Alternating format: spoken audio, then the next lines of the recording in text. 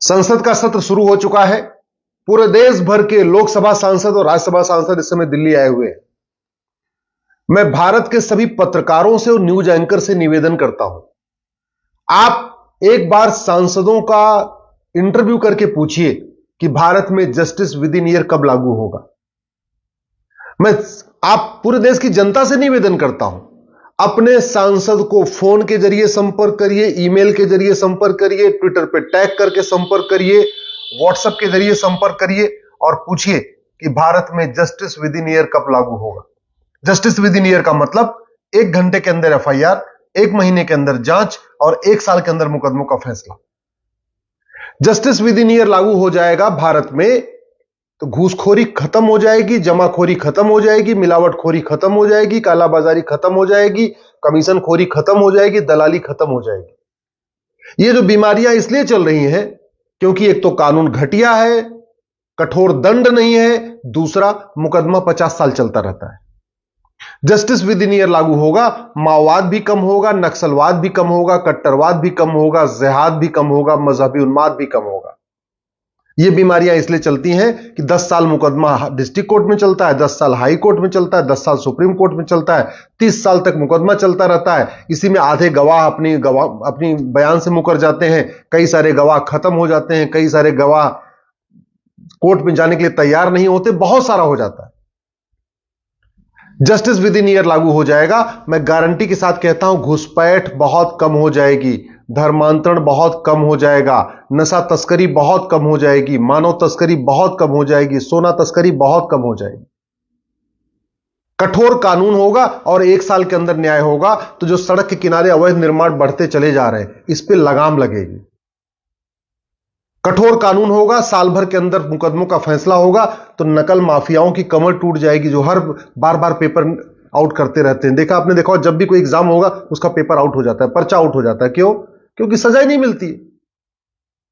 अगर justice with in year होगा तो ये जो टेंडर माफिया है, रेल माफिया है, बालू माफिया है, कोयला माफिया है, खनन माफिया है, इनकी दादागिरी कम हो जाएगी।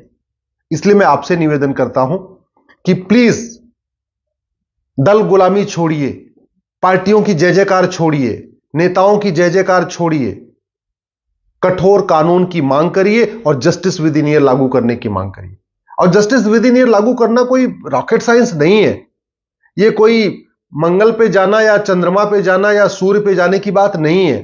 यह कोई परमाणु बम बनाने जैसा इतना मेहनत वाला काम नहीं, बहुत आसान है।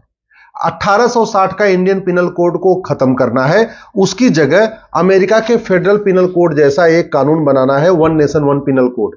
यानी एक ही कानून में घूसखोरी, जमाखोरी, मिलावटखोरी, कालाबाजारी, नशा तस्करी, मानव तस्करी, सोना तस्करी, चंदन तस्करी, घुसपैठ, धर्मांतरण, माओवाद, नक्सलवाद, कट्टरवाद, जिहाद, मजहबी उन्माद, सब कुछ इसी में एक ही किताब में रखना पड़ेगा।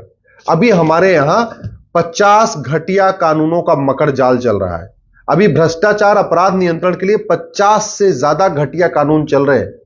इसीलिए न घूसखोरी कम हो रही है, न भ्रष्टाचार कम हो रहा है, न अपराध कम हो रहा है, न फिरौती कम हो रही है, न अपहरण कम हो रहा है, न चोरी लूट झपटमारी कम हो रही है, न सड़क के किनारे अवैध निर्माण कम हो रहा है, कुछ भी नहीं कम हो रहा है। केवल अमेरिका के फेडरल पिनल कोड जैसा one nation one penal code लागू कर दिया जाए, बहुत हद तक भ्रष्टाचार अपराध कम हो जाएगा। जस्टिस विद इन ईयर लागू करने के लिए हमें one nation one police code बनाना पड़ेगा। हमारा 1861 का पुलिस एक्ट आज भी चल रहा है, इस 1861 के पुलिस एक्ट को बदलना पड़ेगा। उसकी जगह one nation one police code, जिससे पूरे देश की पुलिस एक तरीके से काम करे, पूरे देश की पुलिस स्वतंत्र होकर काम करे, निष्पक्ष होकर काम करे। अभी पुलिस सत्ता की गुलाम बनी हुई है और उस सत्ता की गुलाम इसलिए बनी है, 1861 में जो अंग्रेजों ने कानून बनाया था वो बनाया इसी तरीके से था कि अंग्रेज जो चाहेंगे पुलिस वही करेगी और अपने मन से कुछ भी नहीं कर पाएगी। चूंकि कानून वही है 1861 वाला, तो आज स्थिति है कि पुलिस सत्ता के गुलाम है, सत्ता के इशारे पे नाचती है। सत्ता चाहेगी तो बुलडोजर चला देगी और सत्ता चाहेगी आतंकवादियों का मुकदमा वापस ले लेगी। ऐसा कानून नहीं चाहिए हमें जो सत्ता के इशारे पे नाचे। हमें ऐसी पुलिस व्यवस्था चाहिए अमेरिका के जैसे, जापान की जैसे, सिंगापुर की जैसे, जो स्वतंत्र और निष्पक्ष होकर काम करे। कोई सत्ता आए, कोई पॉलिटिकल पार्टी सत्ता में आए, उससे कोई फर्क नहीं पड़ना चाहिए।